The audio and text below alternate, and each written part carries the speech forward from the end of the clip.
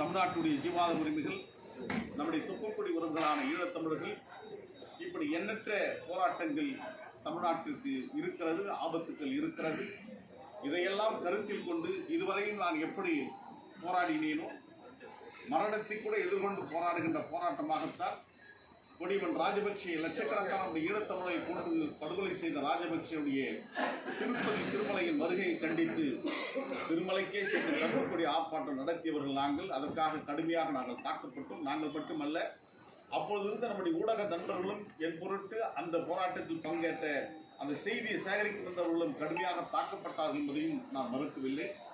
எனவே தொடர்ச்சியான போராட்டங்களை நாங்கள் தமிழ்நாட்டின் நலன் கருதி தமிழ்நாட்டுக்கு எதை முக்கியமோ அதை நோக்கி களத்தில் நாங்கள் செய்வதற்கு உறுதியாக இருக்கிறோம். கழகத்தின் மூத்த முன்னோடியாக திராவிட இயக்கத்தின் முன்பெரும் தலைவராக இருக்கின்ற ஐயா திருப்பூரார் அவர்கள் திராவிட வெற்றி கழகம் என்ற பெயரை அறிவித்து தலைமை முதன்மை ஒருங்கிணைப்பாளராக என்னை அறிவித்திருக்கிறார். முதன்மை செயலாளராக சகோதரன் மல்லம் பஷீர் அவர்களையும், இணைச் செயலாளராக சகோதரர் ராமேஸ்வரத்தை சேர்ந்த அண்ணன் கராத்தே பழனிசாமி அவர்களையும், சேலம் ஆனந்தராஜ் அவர்களும், கோவை ஆனந்த் அவர்களும் மாநில செயலாளராக அதுபோன்று வரிசையாக பொறுப்புகளை அறிவித்திருக்கிறார்கள். தொடர்ச்சியாக பல்வேறு களங்களை நாங்கள் காண இருக்கிறோம். விரைவில் எங்களுக்கான ஒரு அலுவலகத்தை தலைநகர் சென்னையில் அமைத்திருக்கிறோம். அந்த அலுவலகத்தில் அன்னை தமிழ்நாட்டின் விடுதலை இல்லமாக அது திகழ்கின்ற விதத்தில் குறைகளை நோக்கி வருகின்றவர்களுக்கு அது ஒரு அடைக்கலம் தருகின்ற இடமாகவும் நாங்கள் அதை அமைக்க இருக்கிறோம். அது தலைநகர் சென்னை ஒட்டியதான் அந்த தலைமைக் கழகம் அமையிருக்கிறது என்பதை நேரத்தில் பதிவு செய்வது என்னுடைய கடமை என்ற உறுதிப்பாட்டோடு எங்களுக்கு திராவிட இயக்கத்தின் தலைவர்கள், மாண்புமிகு தமிழ்நாடு முதலமைச்சர் அண்ணன் தலைவர் தளபதி அவர்கள், திராவிட கழகத்துடைய தலைவர் மாண்புமிகு ஐயா ஆசிரியர் வீரமணி அவர்கள், மறுமலர்ச்சி திமுகவுடைய பொதுச் செயலாளர் என் அன்பு தலைவர் வைகோ அவர்கள், அதே போன்று திராவிட விடுதலை கழகத்துடைய தலைவர் அண்ணன் குளத்தூர் மணி அவர்கள், அதே போன்று பெரியார் திராவிட கழகத்தை சார்ந்த அண்ணன் கோவை ராமகிருஷ்ணன் உள்ளிட்ட ஆளுமைகளும், ஜனநாயக சக்திகளாக இருக்கின்ற இடதுசாரி இயக்கங்கள், ஆதரவு ஜனநாயக சக்திகள், குறிப்பாக சொல்லப்படும் என்றால் இந்திய கம்யூனிஸ்ட் கட்சி, மார்க்சிஸ்ட் கம்யூனிஸ்ட் கட்சி, விடுதலை சிறுத்தைகள் கட்சி, விடுதலை மக்கள் கட்சி, தமிழக வாழ்வுரிமை கட்சி, இப்படிப்பட்ட இயக்கங்கள் எங்களை அரவணைத்து செல்ல வேண்டும் என்பதையும் இந்த நேரத்தில் பதிவு செய்ய விரும்புகிறேன். தொலைக்காட்சி மற்றும் ஊடகத்திற்கு சொல்லுகின்றது ஒன்றே ஒன்றுதான். நாங்கள் எளியவர்கள், சாமானியவர்கள். மிஸ்டேக்ஸ் ஆர் ஹியூமன் நேச்சர் என்று சொல்வார்கள். நாங்களும் தவறு செய்யப்படுவர்களாகவே இருப்போம். எங்களுடைய தவறுகளை நீங்கள் அவசியம் சுட்டிக்காட்டி எங்களை நல்வழிப்படுத்த வேண்டும் என்பதையும் இந்த நேரத்தில் நான் உரிமையோடு அச்சு மற்றும் காட்சி ஊடகத்திற்கு வேண்டுகோளாக விரும்புகின்றேன். ஒரு இயக்கத்தை தொடர்ந்து நடத்த முடியுமா என்ற கேள்வி எழுவது இயல்பான ஒன்றுதான். நாங்கள் ஒன்றும் மிட்டா அரசுகள் அல்ல, நாங்கள் ஒன்றும் துறைமார்கள் அல்ல, நாங்கள் ஒன்றும் பிரபுக்கள் வகுப்பை சேர்ந்தவர்கள் அல்ல. எங்கள் வீடு ஒன்றும் இங்கிருந்து பார்த்தால் 10 கல்லுக்கு தூரத்தில் இருந்து பார்த்தால் எங்கள் வீடு தெரியும் அளவுக்கு எங்கள் வீடுகளும் இல்லை. நான் இன்றைக்கும் மாமல்லபுரத்தில் மத்திய தொல்லியல் துறை பிரச்சனையின் காரணமாக நாங்கள் இருக்கின்ற வீடு, நாங்கள் குடியிருக்கின்ற பகுதி இன்றைக்கும் மத்திய தொல்லியல் துறை பிரச்சனை காரணமாக மாண்புமிகு முதலமைச்சர் தளபதி அவர்கள் பட்டாத்துவதற்கு முயற்சி செய்து கூட மத்திய தொல்லியல் துறையின் காரணமாக நாங்கள் இன்றைக்கும் புறம்போக்கு நிலத்தில் தான் குடியிருந்து கொண்டிருக்கின்றோம். எனவே மிகப்பெரிய குலப்பெருமையோ அல்லது குடிப்பெருமையோ இல்லாத ஒரு சாதாரண ஒடுக்கப்பட்ட விளிம்பில் இருக்கின்ற பின்தங்கிய வகுப்பை சார்ந்த நாங்கள் இன்றைக்கு அரசியல் களத்துக்கு வந்திருக்கிறோம் என்று சொன்னால், Nations R renewed from the bottom, not from the top என்று சொல்வார்கள்.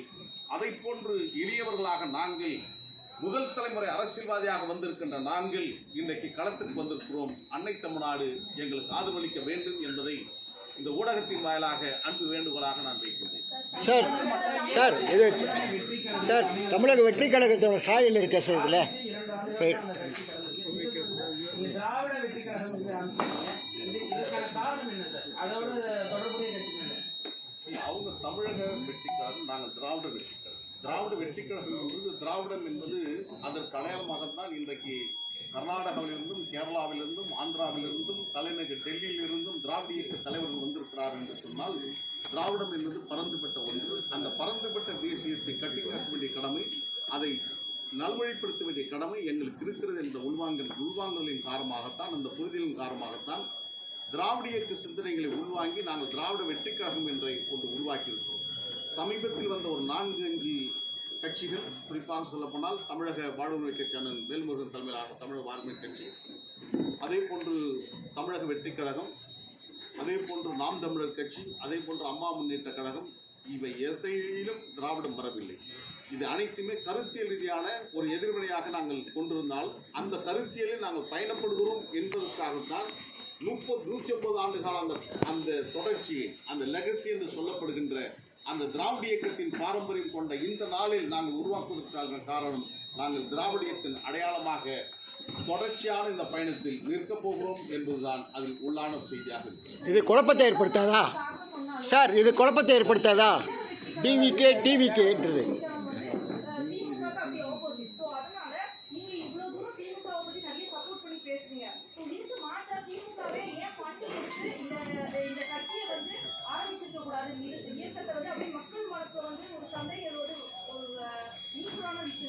மக்களுக்கான சந்தேகம் வருவதற்கான வாய்ப்புகள் அல்ல. அப்படிப்பட்ட சிந்தனை ஓட்டம் ஒருபோதும் இருக்காது. காரணம், இது எல்லாமே கருத்து ரீதியான விஷயங்கள் தான்.